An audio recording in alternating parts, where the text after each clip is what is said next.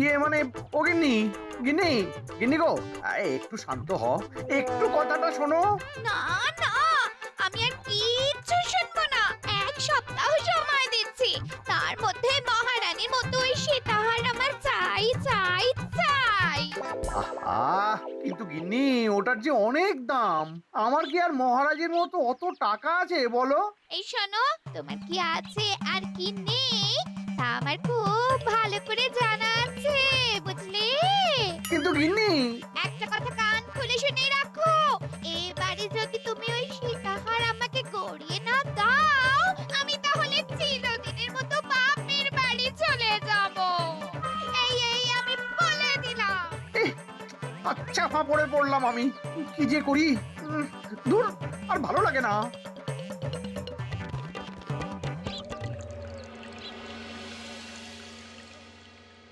আজকে তোমাদের সকলের কাছে আমার একটা প্রশ্ন আছে। বলুন মহারাজ। আচ্ছা, ধরো তোমরা যদি এ রাজ্যের লোক না হতে, অন্য কোনো রাজ্যের হতে, তাহলে তোমাদের কাছে কৃষ্ণনগর কেমন মনে হতো? মহারাজ, এক কথায় বলতে গেলে সমৃদ্ধ শক্তিশালী রাজ্য। বেশ, তা হঠাৎ এমন প্রশ্ন মহারাজ? আসলে বেশ কিছুদিন ধরেই আমি একটা কথা ভাবছিলাম। ঈশ্বরের দয়ায় আমাদের সবই আছে, তবু রাজ্যকে আরো শক্তিশালী ও অন্যান্য রাজ্যের সাথে সুসম্পর্ক বজায় রাখা একটা রাজধর্মে পড়ে। ঠিক বলেছে। ঠিক বলেছেন। বলি, তুমি কি এসব কথা কখনো ভাবো মন্ত্রী? হ্যাঁ মানে আগে মানে রোজ না, কিন্তু কখনো সখনো বোধহয় ভেবেছিলাম। কবে শুনি? ইয়ে ওই তো কিছুদিন আগে, ওই সেদিন। এটা ঠিক কোন সেদিনের কথা বলছেন মন্ত্রী মশাই? যেদিন আকাশে ওই দুটো সূর্য উঠেছিল? তোমাকে সবকিছুতে ফোড়ন কাটতেই হবে না গোপাল, হ্যাঁ? কি আর করি বলুন, আপনার কষ্ট যে আর সহ্য হয় না।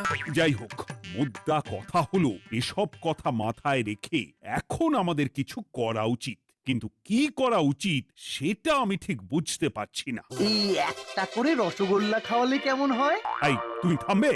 মহারাজ, আমার কাছে একটা উপায় আছে। 10 দিনের একটা মিলন মেলার আয়োজন করলে কেমন হয়? খুব বাজে হবে। একটা মেলা কত ঝামেলার কাজ সেটা বোঝো? একেই কত খরচ, তার উপর আবার অনেক লোক। মোটেই না, এটা তো দারুণ বুদ্ধি দিয়েছো গোপাল। এমন কিছুই তো চাইছিলাম। দূর, আর সবকিছুই আমার বিপক্ষে মনে হয়। দিনটাই খারাপ, আমি বরং চুপই থাকি। তাহলে সবাই শোনো, 1 সপ্তাহ পর কৃষ্ণনগর এক বিরাট বড় মিলন মেলার আয়োজন করছে, আর তার জন্য লোকজনকে নিমন্ত্রণ করার কাজ দেখবে গোপাল। যথা আজ্ঞা মহারাজ। আর মন্ত্রী, ভালো করে শুনে রাখো, মেলা প্রাঙ্গণ সাজানো, ঠিকঠাক নিরাপত্তা, এসব তোমার দায়িত্ব। আচ্ছা, কিন্তু বলছিলাম যে সবকিছু ভালো করে করতে গেলে খরচও তো। ওসব নিয়ে তোমাকে চিন্তা করতে হবে না। যত খরচই হোক আমাকে বলো, আমি দেব। আরে বাস, তো দারুণ ব্যাপার। এই ফাঁকে যদি কিছু আমারও লাভ হয়ে যায়, তাহলে গিন্নির গলার হারটার কিছু একটা করতে পারবো। বেশ, তাহলে প্রত্যেকে নিজেদের কাজ শুরু করে দাও।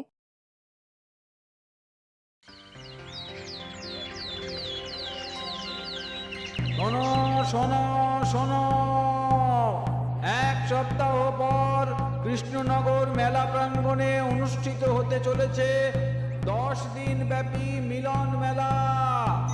সকল গ্রামবাসীকে এই মেলায় আসার জন্য আমন্ত্রণ জানানো হচ্ছে। শোনো শোনো শোনো।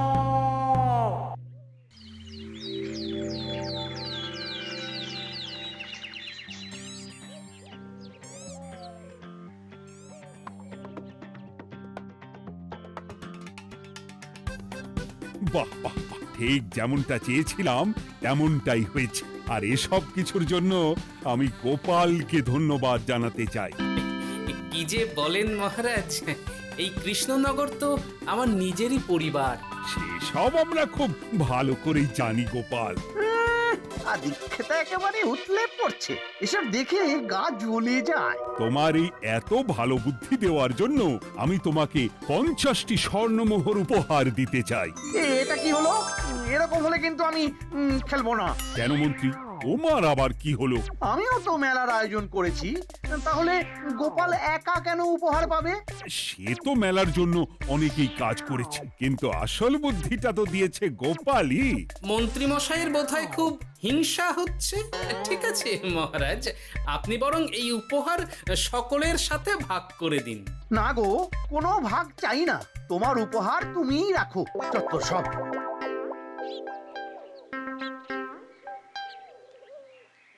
আমার কি এত খারাপ দিন এসেছে নাকি যে আমাকে গোপালের থেকে পুরস্কার নিতে হবে? অনেক হয়েছে। না না না, এবার আমাকেই কিছু ভাবতে হবে মনে হচ্ছে।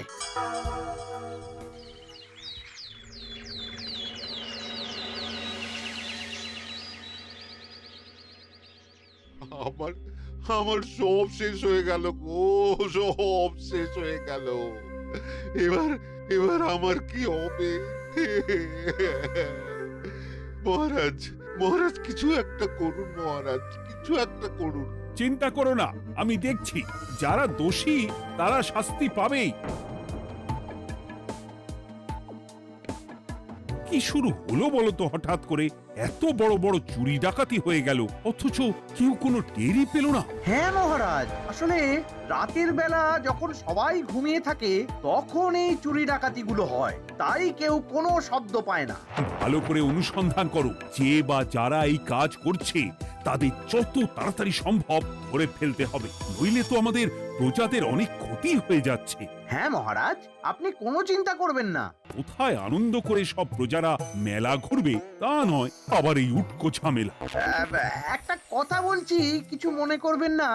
আসলে এই ঝামেলার কারণ হলো গোপাল। আমি ঠিক জানতাম কোনো না কোনো ভাবে আপনি আমাকে দোষ দেবেন। সত্যি তো, এসবের সাথে গোপালের কি সম্পর্ক? ওরই তো সম্পর্ক আছে মহারাজ। মেলা শুরু হলো আর তার সাথে চুরি ডাকাতিও। আর যদি গোপাল মেলার বুদ্ধিটা না দিত তাহলে রাজ্যে এত চুরি ডাকাতিও বাড়তো না। মানছি মন্ত্রী মশাই, মেলার বুদ্ধিটা আমার, কিন্তু মেলার নিরাপত্তা রক্ষা তো আপনার দায়িত্ব ছিল। যদি মেলা থেকেই এই ঝামেলা শুরু হয় তাহলে তো আপনার কাজেও ফাঁক আছে। মুখ সামলে কথা বলো গোপাল। আহ, তোমরা একটু থামবে? এখন নিজেদের মধ্যে ঝামেলা করার সময় নয়। সবাইকে একসাথে কাজ করে আসল চোর ডাকাতদের ধরতে হবে, তারপর বোঝা যাবে কার দোষ ছিল আর কার নয়। আগে মহারাজ।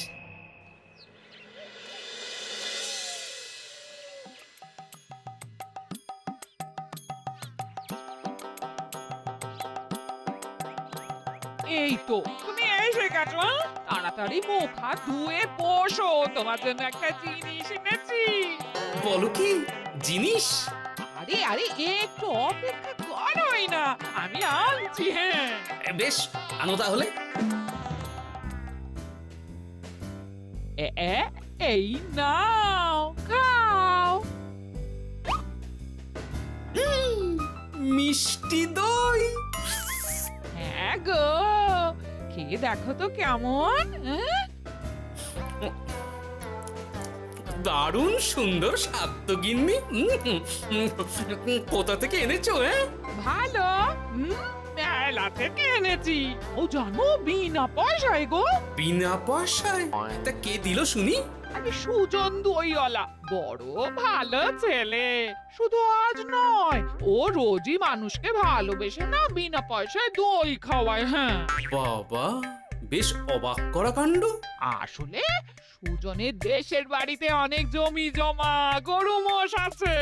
ও তাই বলে ওর টাকা পয়সার নাকি কোনো দরকার নেই, তাই ও বিনা পয়সায় খাওয়ায়। হ্যাঁ বুঝলাম। বাবা, খুব ঘুম পাচ্ছে এখন। ও গিন্নি, শোনো না, আমি বরং একটা ঘুম দিই এখন, বুঝলে? তুমি বরং বিকেলে আমায় একটু ডেকে দিও, ওর কাজ আছে। আচ্ছা বেশ। তোমাদের জন্য সেটাই ভালো, কারণ এমনিতেই মহারাজ চোর ডাকাত ধরার জন্য প্রহরীর ব্যবস্থা করছে পুরো রাজ্যে। না না না, সে নিয়ে আপনি চিন্তা করবেন না।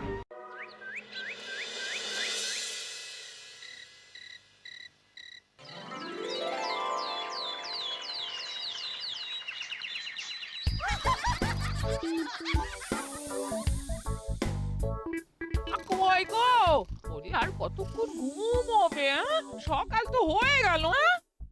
সে কি গিন্নি, সকাল? তোমাকে যে আমি কতবার বললাম আমাকে বিকেলে ডেকে দেবে। তা বলি কবেকার বিকেল? গতকালে না আজকে? তোমার বুদ্ধিতে কি বলে গিন্নি? আমার বুদ্ধি নিয়ে কথা বলো, আগে নিজের ঘুমকে দেখো। গতকাল বিকেল থেকে ডেকে ডেকে গলা ব্যথা হয়ে গেল, কিন্তু ওনার ঘুম আর ভাঙে না। হতেই পারে না। পারে না? ওদিকে কাণ্ড দেখো, রাতের খাবার পর্যন্ত পড়ে আছে। হ্যাঁ, আজব কাণ্ড। যাই হোক, অনেক দেরি হয়ে গেছে বুঝলে, আমাকে এক্ষুনি রাজসভার জন্য বেরোতে হবে।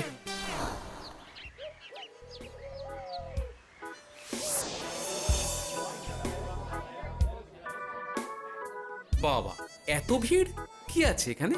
একটু কাছে গিয়ে দেখি তো। সত্যি সত্যি ভাই সুজন, তোমার হাতে জাদু আছে। এত সুন্দর মিষ্টি দই, এ স্বাদ ভোলার নয় ভাই। আচ্ছা, তাহলে এই হলো সুজন দইওয়ালা। ভালো মিষ্টি দই আছে, নেবে নাকি গো? পয়সা লাগবে না। জানি তো, সত্যি দারুণ স্বাদ এই দইয়ের। আমি খেয়েছি তো। তবে আজ নেব না গো, কাল এসে নিয়ে যাব। আচ্ছা আচ্ছা আচ্ছা।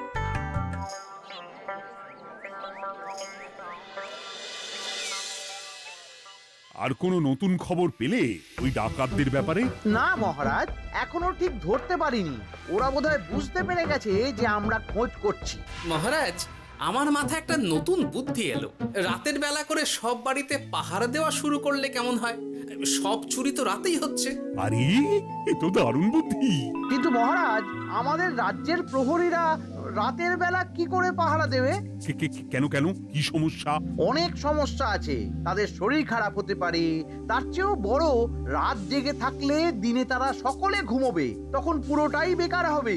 কিচ্ছু বেকার হবে না মন্ত্রী মশাই, আমাদের প্রচুর সেনা আছে, তাদের সকলকে দায়িত্ব ভাগ করে দিলেই হয়ে যাবে। তুমি বেশি বোঝো। গোপাল তো কিছু ভুল বলেনি মন্ত্রী, আমরা পাহারা বাড়াবো। আমি আজই সব সেনাদের সাথে কথা বলছি। সেনাপতি, তুমিও এই ব্যাপারটা একটু দেখো। যথাজ্ঞা মহারাজ।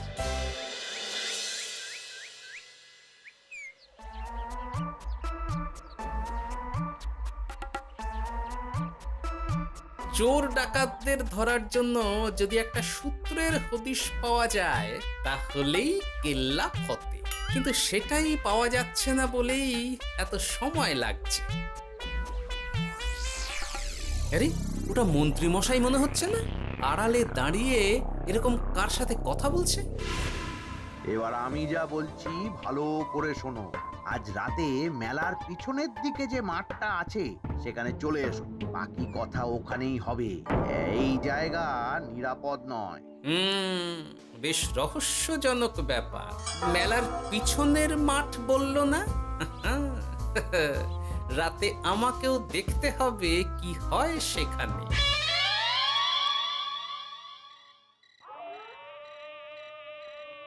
উফ, কি মশা রে বাবা! কখন থেকে দাঁড়িয়ে আছি, মন্ত্রী মশাইয়ের পাত্তা নেই কেন?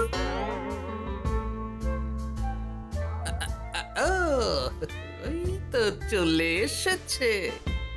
এই যে আমার সোনার হাটটা কই? হ্যাঁ, পই পই করে বলেছিলাম আমার ওটা চাই।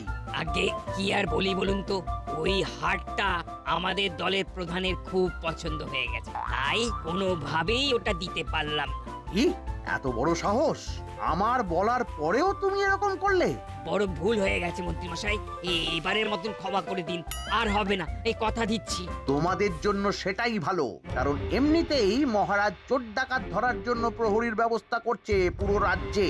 না না না, সে নিয়ে আপনি চিন্তা করবেন না, আমাদের ধরা পড়ার কোনো সুযোগই নেই, কারণ যে পরিমাণ ওষুধ আমি আমার দইতে মিশিয়ে দিই সেটা একবার যে খাবে মরার মতন ঘুমোবে। বাহ বাহ বাহ, সে তো খুব ভালো। করো করো। তার কোনো নতুন খবর পেলে? মেলা তো শেষের দিকে। হ্যাঁ পেয়েছি, পাশের গ্রামের বলরাম নামে এক বড় মহাজন আছে। পরশু তার মেয়ের বিশাল ধুমধাম করে বিয়ে। শেষ একটা বড় দান মারতে পারলেই আপনার আমার দুজনেরই শান্তি। আচ্ছা, এই ব্যাপার তাহলে। এসব কিছুর পেছনে মন্ত্রী জড়িত। এইবার বুঝতে পারছি কেন রাতের পাহারাতে ওনার এত আপত্তি ছিল। কিন্তু ওই লোকটা কে? ঠিক আছে, এখন যাও, একটু সাবধানে কাজ করো আর আমার পাওনাটা ঠিকঠাক দিও, কেমন? সে কি সুজন দইওয়ালা? এবার আমার কাছে পুরো ব্যাপারটা পরিষ্কার হয়ে গেছে।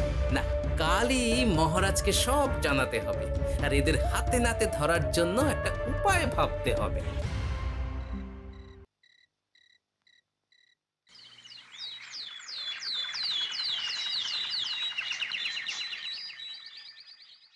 আরে এসো এসো, তোমার জন্যই তো অপেক্ষা করছিলাম। কি এমন জরুরি কথা আছে যে একান্তে দেখা করতে চাইলে? কোন মুখে বলি মহারাজ, সর্ষের মধ্যেই যখন ভূত তখন আর কি।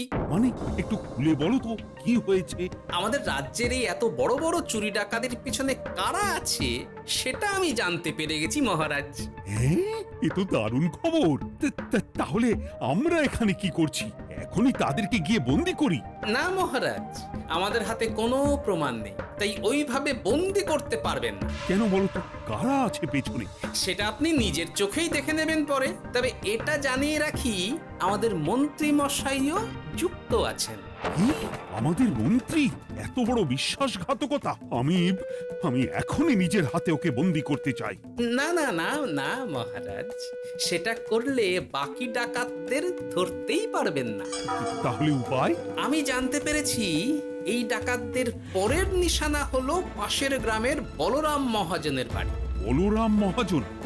কাল তোর মেয়ের বিয়ে, আমাদেরও তো নিমন্ত্রণ আছে সেখানে। তাহলে তো আরোই সোনায় সোহাগা। শুনুন মহারাজ, আমার মাথায় দারুণ এক বুদ্ধি এসেছে। সে কি? হ্যাঁ, আপনি কোনো চিন্তা করবেন না, আমি শুধু যা বলছি সেটা করুন, বাকিটা আমি সামলে নেব। তবে দেখবেন যেন মন্ত্রী মশাই এসবের কিচ্ছুটি টের না পায়। বেশ বেশ বেশ।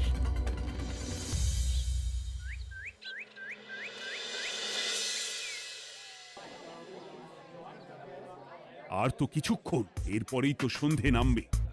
তোমার সবকিছু তৈরি তো? হ্যাঁ মহারাজ। আরে মহারাজ আর গোপাল কানে কানে এত কি কথা বলছে, আমাকেও জানতে হবে সেটা। ওই যে আসছে মরকটটা, আমার আর ওকে এক মুহূর্ত সহ্য হচ্ছে না। মনে হচ্ছে গুদুম গুদুম করে ওর মাথায় গাঁটটা মারি। শান্ত হন মহারাজ, দয়া করে শান্ত হন আর একটুখানি, তারপর আপনি মন্ত্রী মশাইয়ের সাথে যা ইচ্ছে করবেন। ওর আমি বরং অন্যদিকে যাই, মুখ দেখলেই আমার মাথাটা গরম হয়ে যাচ্ছে। সেই ভালো। কি হলো ব্যাপারটা? যাই হোক, আর তো কিছুক্ষণ, তারপর আমার বিশাল লাভ হবে। বরং ততক্ষণ আমি পেট পুজো করি।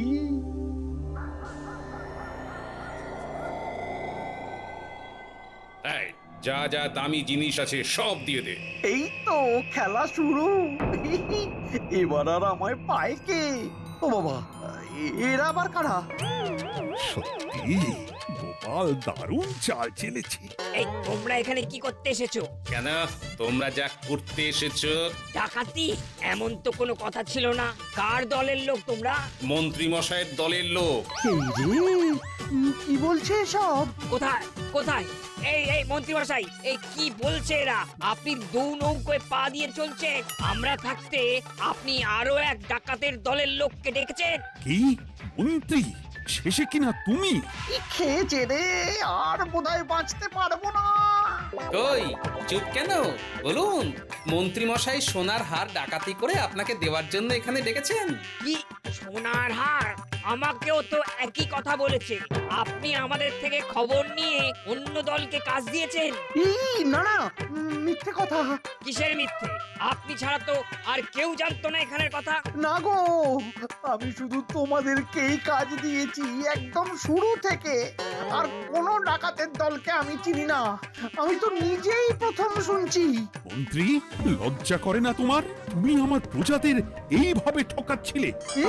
ইয়ে মানে মহারাজ, আমি আসলে। অনেক হয়েছে মন্ত্রী মশাই, আপনি ধরা পড়ে গেছেন।